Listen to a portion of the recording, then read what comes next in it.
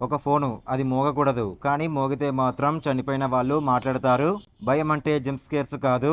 భయం అంటే నిద్రలో కూడా వెంటాడే ఫీలింగ్ అన్నమాట. అలాంటి సినిమా ఇవాళ మన దగ్గర ఉంది. ఇవాళ మనం మాట్లాడుకోబోతున్న సినిమా బ్లాక్ ఫోన్ 2. ఇలాంటి హారర్ సినిమాలు నిజంగా ఫుల్ ఫీల్ రావాలంటే హెడ్‌ఫోన్స్ చాలా ఇంపార్టెంట్.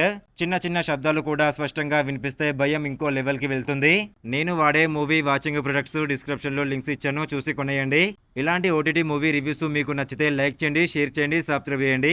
మొదటి భాగంలో జరిగిన భయంకరమైన సంఘటనల తర్వాత హీరో జీవితం పూర్తిగా మారిపోతుంది. బయటకి చూస్తే అతను బతికిపోయాడు, కానీ లోపల మాత్రం భయం ఇంకా బ్రతికే ఉంది.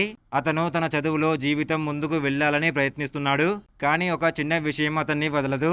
అది ఇక పనిచేయదనుకుంటాడు, మోగదనుకుంటాడు. కానీ ఒక రాత్రి సైలెన్స్ మధ్యలో ఆ ఫోను మళ్ళీ మోగుతుంది.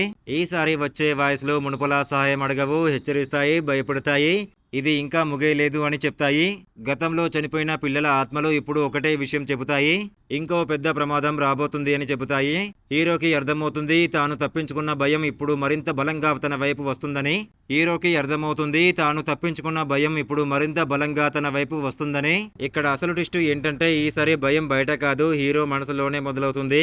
ఎవరు నిజం, ఎవరు భ్రమ? ఈ ఫోను నిజంగా మోగుతుందా లేదా అతని భయమే మాట్లాడుతుందా అనే సందేహంతో సినిమా మొత్తం మనల్ని చీకట్లోకి లాగేస్తుంది. ఈ సినిమా భయపెట్టే విధానం వేరుగా ఉంటుంది.